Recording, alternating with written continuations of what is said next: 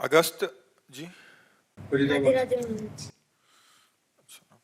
महाराज जी राधे राधे। महाराज जी, कोई काम करते वक्त कुछ गलत हो जाए या ध्यान ना लगे, किसी और जगह जाए तो बहुत क्रोध आता है। इस समय मैं नाम जप करता हूँ, नाम जप करने से क्रोध कम होता है, पर नाम जप छोड़ते ही क्रोध और बढ़ जाता है। इस स्थिति में आपका क्या? आपका प्रश्न है यार, बड़े गुरु आदमी हो तुम। इतनी छोटी अवस्था में तो इतनी सूक्ष्म बात पकड़ रहे हो, बहुत बढ़िया बात है। बहुत अध्यात्म के अच्छे आदमी बनोगे तुम नाम जप करते हुए जब तुम्हारे अंदर गलत वृत्ति आती है ना, तो अंदर जो मन में गलत वृत्ति होती है वो डिलीट होती है, वो नष्ट होती है। तो ऐसे नाम जप का अभ्यास करो कि खाली समय ही ना रहे। क्रोध तभी, अच्छा क्रोध क्यों आता है? कामना से क्रोध आता है। जैसे हम चाहते हैं ये हो जाए और वो नहीं होता, तभी क्रोध आता है। क्रोध की स्वयं की सत्ता नहीं। कामा संजायते क्रोधा, क्रोधाय स्मृति विभ्रमाय स्मृति भ्रंशात बुद्धिनाशो बुद्धिनाशात प्रणश्यति। काम, जब हमारी कामना की पूर्ति में बाधा पड़ती है तो क्रोध आ जाता है। इसलिए हम हर समय नाम जपने का अभ्यास करें। जब क्रोध आ जाए तब दांती पीस ले, ऐसे मुझे बोलना ही नहीं है बस। क्योंकि अगर क्रोध में बोलना शुरू किया तो फिर क्रोध आने पर भजन क्षीण हो जाता है, आनंद क्षीण हो जाता है और हमसे अपराध बन जाता है। अपने से बड़ों के प्रति भी गलत शब्द निकल जाते हैं।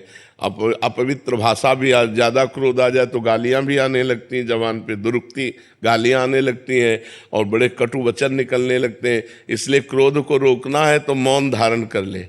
जहाँ क्रोध आए उसी समय चुप, वहां से हट जाए। जहां जिस अवस्था में क्रोध आ रहा हो उस परिस्थिति का त्याग कर दे, एकांत हो जाए, मौन हो जाए, उस समय बचे। अब ये नहीं कि भिड़े, अगर भिड़े तो फिर क्रोध आ गया, फिर गाली गलौज, फिर मारपीट, फिर हिंसा। इससे जितना बच जा सके। ये राक्षसी प्रवृत्ति है। क्रोध जो है ये आसुरी प्रवृत्ति है, ये नाश कर देती है। इसलिए सबको इससे बचना चाहिए। जिस समय क्रोध आ जाए उस समय मौन हो जाओ, जिस समय क्रोध आ जाए उस समय हट जाओ। जिस समय क्रोध आवे जोर जोर से राधा राधा बोलने लगो, क्रोध शांत हो जाएगा। मंजीत सिंह जी गुड़गांव से। जी श्री हरिवंश महाराज जी, आपके चरणों में कोटि कोटि प्रणाम। गुरुदेव, कुछ समय पहले तक शराब और गंदे आचरण से लिप्त था, फिर 6 महीने पहले श्री जी की कृपा से आपकी शरणागति मिली, शराब छूट गई, भोजन भी सात्विक हो गया, नाम जप भी खूब बढ़ा। परंतु मैंने अपने घर में उसका वखान करना शुरू कर दिया, जिससे नाम जप अभी थोड़ा कम होना शुरू हो गया। महाराज जी, श्री जी से क्षमा मांगी, पुनः नाम जप करना भी शुरू हो गया। परंतु महाराज जी, क्रोध पर काबू नहीं पा पाता, जिससे बाद में घंटों पश्चाताप में जलता रहता हूँ। नाम जप भी कम हो जाता है। ऐसी स्थिति को सामान्य लाने के लिए बहुत समय लग जाता है। हाँ, नाम जब बढ़ाइए और जब क्रोध आवे तो हम क्रोध को परीक्षा समझें कि भगवान मेरी परीक्षा ले रहे हैं, मुझे क्रोध नहीं करना है। ये भजन के विघ्न हैं, काम क्रोध लोभ मोह मद मत्सर। अहंकार नहीं करना, ईर्ष्या नहीं करना, परिवार से मोह नहीं करना, क्रोध नहीं करना, काम भावना से किसी पराई स्त्री को नहीं देखना। तो जब हमारा मन क्रोध में आवे तो सावधान, राधा राधा राधा राधा राधा बोलना नहीं, हमें उस विषय में नहीं बोलना। वो ऐसे हट जाना है जैसे हम अभी बात ही नहीं कर रहे थे। बिल्कुल पीछे तुरंत मुड़िए, हटिए, चल दीजिए। उत्तर चाहे बालक क्यों न हो, उस समय हट जाइए, फिर बाद में समझाइए। क्रोध के लिए उस समय वो स्थान, वो परिस्थिति आपको छोड़नी पड़ेगी। नहीं तो जहाँ प्रति उत्तर हुआ तो गालियां आएंगी, फिर वो क्रोध अपना स्वरूप प्रकट कर देगा। वो बुद्धिमानी यही कि तुरंत मौन होइए और वहां से हट जाइए। महाराज जी, अपने बच्चों को भी डांट देते हैं। मैं इतना जलता हूँ। हम ये कह रहे हैं कि बच्चों को डांटने का नाटक किया जाता है क्रोध का। तो तुम अगर ऐसे गलत बात किए तो, और समझ रहे हो, अगर पढ़ाई ठीक से नहीं की ना तो आप, हम अंदर कोई क्रोध नहीं। क्रोध का नाटक करना और क्रोध होना, ये थोड़ा अंतर है। बच्चे में क्रोध को करना होता है, परिवार में क्रोध करना होता है, जरूरी है। जैसे छोटे छोटे बच्चे हैं, अगर वो भयभीत हमसे नहीं हुए, थोड़ा थोड़ा भय होना जरूरी। यार अगर हमने जो पापा ने कहा वो पाठ नहीं तैयार किया तो मारेंगे, यार हम कोई गलती करेंगे हमारे पापा जानेंगे, तो उनको भय होना जरूरी। भय से वो सत्मार्ग में चलेंगे। लेकिन इतना भय भी नहीं कि वो आपसे दूरी बना ले। कभी मित्रवत व्यवहार करके ऐसे बैठते हैं, खेलते हैं कि वो अपनी छोटी सी छोटी कमियां भी आपको बता दें। और कभी पिता की तरह हम होकर उनको डांटते हैं, जिससे वो भयभीत होकर के असत मार्ग का त्याग कर दें। लेकिन हमें क्रोध का नाटक करना है, क्रोध नहीं करना।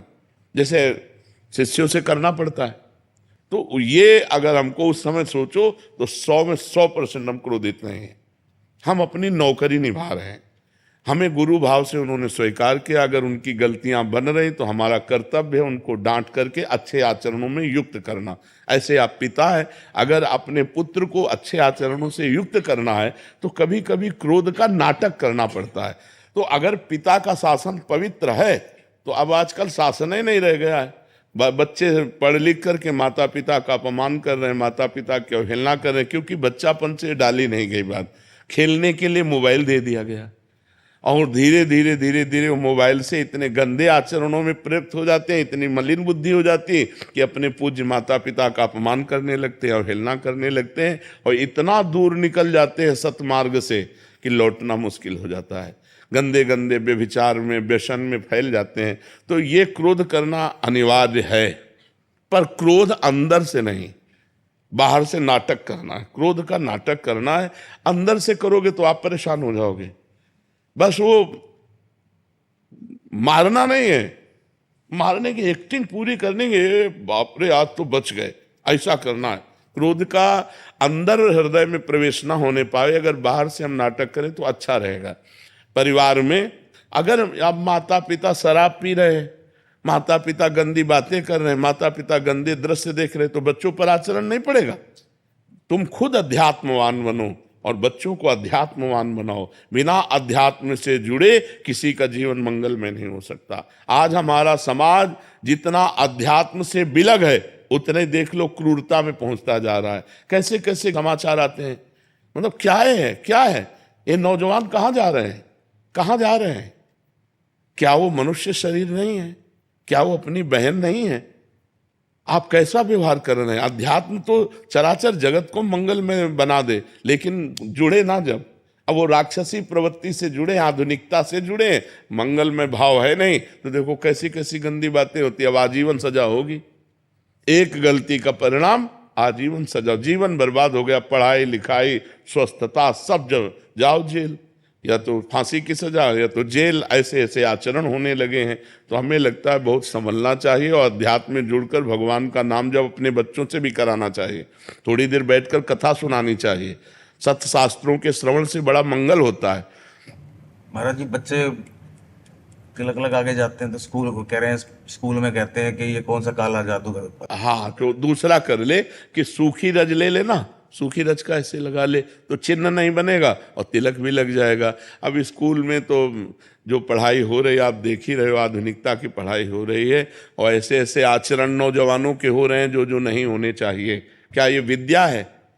विद्या तो वही है जो विनय और सद्गुण की उत्पत्ति कर दे, विनय और सद्गुण की उत्पत्ति कर दे। आज तिलक लगाने को लोग रोका जाता है। आज भगवत कार्य को अगर माला डाल के जाए वो तो उसको रोका जाएगा, उसका उपहास होगा। अगर भगवान नाम कीर्तन, भगवान नाम जप करके और पाठ, हम लोगों के स्कूल में प्रारंभ से हे प्रभु आनंद दाता ज्ञान हमको दीजिए, ये सब प्रार्थनाएं होती थी बड़ा। और कबीरदास जी के दोहे, रहीमदास जी के दोहे, मंगल में वीर पुरुषों के चरित्र, तो उससे संस्कार पढ़ते हैं। अब हम पता नहीं है कि नहीं इस समय ये चीजें। हमारे देश के वीर वीरांगनाओं और साध्वी साधुओं की चरित्र भी रखिए, जिससे पढ़ करके उनके अंदर संस्कार पड़े, उनके अंदर भाव पड़े। तो ठीक है, क्रोध करना नहीं पर क्रोध का नाटक जरूर करना चाहिए।